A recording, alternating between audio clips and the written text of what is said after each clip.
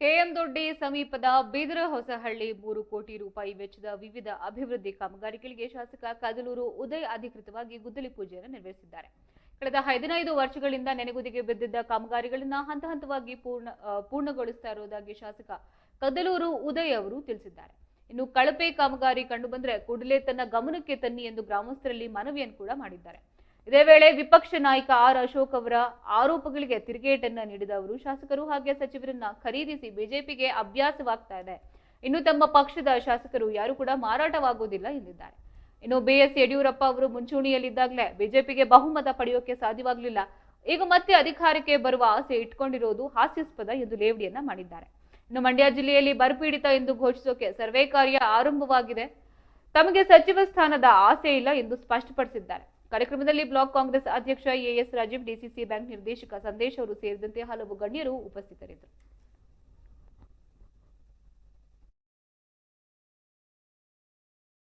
ನಿರ್ಮಾಣ ಮಾಡಲಿಕ್ಕೆ ಕಾಮಗಾರಿಯನ್ನು ಪ್ರಾರಂಭ ಮಾಡಿದ್ದೀವಿ. 60-40 ಸ್ಥಾನದಲ್ಲಿ ಈಗ ಹೊಸಬ್ರಿಗೆ ಅವಕಾಶ ಕೊಡ್ತಾರೆ ಅಂತ ನೀವೇನಾದ್ರು ಇದ್ದೀರಾ ಸರ್? ಯಾರಿಗಾರ ಕೊಡ್ಲಿ, ನಮ್ಗೇನು ನಾವೇನು ಕೇಳ್ಕೊಂಡಿಲ್ಲ. ಅಲ್ಲ, ಅಕಸ್ಮಾತ್ ಒಲ್ಲದ್ ಬಂದ್ರೆ ಸರ್ ನೀವು ಹೋಗಿರಲ್ಲ ಸರ್, ಹೊಸಬ್ರಿಗೆ ಅವಕಾಶ ಪಡೆಯಬೇಕು. ನಾವು ಆಗ ಹೋಗಿದ್ದ, ಈಗ ಹೋಗಿಲ್ಲ. ಹೋಗೋರೆಲ್ಲ ಹೋಗಿದ್ರೆ ನಾವಿಲ್ಲ ಅಲ್ಲಿ ಕೆಲಸ ಮಾಡಿ. ಅಲ್ಲ, ಒಲ್ಲದ್ ಬಂದ್ರೆ ಅಂತ ನೋಡೋಣ. ಕೊಡ್ತಾರೆ. ಪೇಮೆಂಟ್ ಸೀಟ್ ನಡೀತೈತೆ ಸಚಿವ ಸ್ಥಾನಗಳಿಗೆ ಅಂತ ಅವರಿಗೆ ದುಡ್ಡು ಕೊಟ್ಟು ಪರ್ಚೇಸ್ ಮಾಡಿ ಮತ್ತೆ ಅವ್ರು ಸೇಲ್ ಆಗಿ ಅಭ್ಯಾಸ ಆಗುತ್ತದೆ. ಬೆಳಗ್ಗೆ ಸಂಜೆ ಅವ್ರಿಗೆ ಅದೇ ಕನಸು. ಬಿಜೆಪಿ ಗೆದ್ರೆ ಟೌನ್ಶಿಪ್ ಕ್ಯಾನ್ಸಲ್ ಮಾಡ್ತೀವಿ ಅಂತ ಅಂದ್ಬಿಟ್ಟು ಆರಾಶಕ್ಕೆ ಹೇಳ್ತಾರೆ. ಗೆಲ್ಲುದೇ ಇಲ್ವಲ್ಲ ಅವರು. ಯಡಿಯೂರಪ್ಪ ಸ್ವಿಂಗಲ್ಲಿ ಇದ್ದಂಥ ಟೈಮಲ್ಲಿ ಅವರು 113 ಬರೋಕ್ಕಾಗಿಲ್ಲ.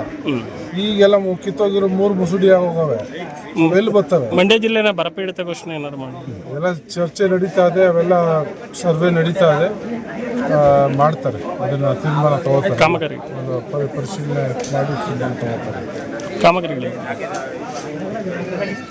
ಬಿದರಹಳ್ಳಿಯಿಂದ ಮಳವಳ್ಳಿ ರಸ್ತೆ ಸಂಪರ್ಕಿಸುವ ರೋಡು ಭಾಳಷ್ಟು ವರ್ಷಗಳಿಂದ ದುರಸ್ತಿಯಾಗಿತ್ತು. ಭಾಳಷ್ಟು ಅನಿವಾರ್ಯವಾಗಿತ್ತು ರಸ್ತೆಯನ್ನು ಮಾಡೋದನ್ನು.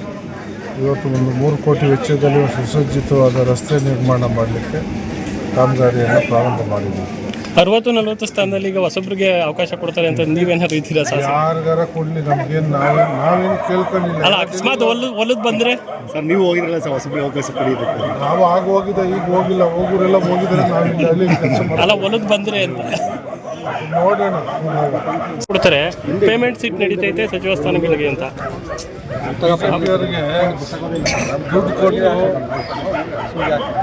ಪರ್ಚೇಸ್ ಮಾಡಿ ಮತ್ತೆ ಅವ್ರು ಸೇಲ್ ಆಗಿ ಅಭ್ಯಾಸ ಆಗುತ್ತದೆ. ಬೆಳಗ್ಗೆ ಸಂಜೆ ಅವ್ರಿಗೆ ಅದೇ ಕನಸು. ಬಿಜೆಪಿ ಗೆದ್ರೆ ಟೌನ್ಶಿಪ್ ಕ್ಯಾನ್ಸಲ್ ಮಾಡ್ತೀವಿ ಅಂತ ಅಂದ್ಬಿಟ್ಟು ಆರಾಶಕ್ಕೆ ಹೇಳ್ತಾರೆ. ಗೆಲ್ಲುದೇ ಇಲ್ವಲ್ಲ ಅವರು. ಯಡಿಯೂರಪ್ಪ ಸ್ವಿಂಗಲ್ಲಿ ಇದ್ದಂಥ ಟೈಮಲ್ಲಿ ಅವರು 113 ಬರೋಕ್ಕಾಗಿಲ್ಲ. ಈಗೆಲ್ಲ ಕಿತ್ತೋಗಿರೋ 3 ಮುಸುಡಿ ಆಗೋಗವೆ, ಎಲ್ಲಿ ಬರ್ತವೆ. ಮಂಡ್ಯ ಜಿಲ್ಲೆನ ಬರಪೀಡಿತ ಘೋಷಣೆ ಏನಾದ್ರು ಮಾಡಿ ಎಲ್ಲ ಚರ್ಚೆ ನಡೀತಾ ಇದೆ, ಅವೆಲ್ಲ ಸರ್ವೆ ನಡೀತಾ ಇದೆ, ಮಾಡ್ತಾರೆ. ಅದನ್ನು ತೀರ್ಮಾನ ತಗೋತಾರೆ. ಕಾಮಗಾರಿ ಪರಿಶೀಲನೆ ಮಾಡಿ ತೀರ್ಮಾನ ತಗೋತಾರೆ. ಕಾಮಗಾರಿಗಳಿಗೆ ಬಿದರಹಳ್ಳಿಯಿಂದ ಮಳವಳ್ಳಿ ರಸ್ತೆ ಸಂಪರ್ಕಿಸುವ ರೋಡು ಭಾಳಷ್ಟು ವರ್ಷಗಳಿಂದ ದುರಸ್ತಿಯಾಗಿತ್ತು. ಭಾಳಷ್ಟು ಅನಿವಾರ್ಯವಾಗಿತ್ತು ರಸ್ತೆಯನ್ನು ಮಾಡೋದನ್ನು. ಇವತ್ತು ಒಂದು 3 ಕೋಟಿ ವೆಚ್ಚದಲ್ಲಿ ಸುಸಜ್ಜಿತವಾದ ರಸ್ತೆ ನಿರ್ಮಾಣ ಮಾಡಲಿಕ್ಕೆ ಕಾಮಗಾರಿಯನ್ನು ಪ್ರಾರಂಭ ಮಾಡಿದ್ದೀವಿ.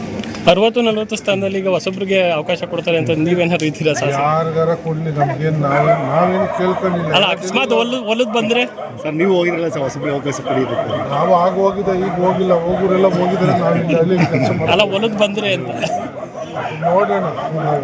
ಕೊಡ್ತಾರೆ. ಪೇಮೆಂಟ್ ಸೀಟ್ ನಡೀತೈತೆ ಸಚಿವ ಸ್ಥಾನಗಳಿಗೆ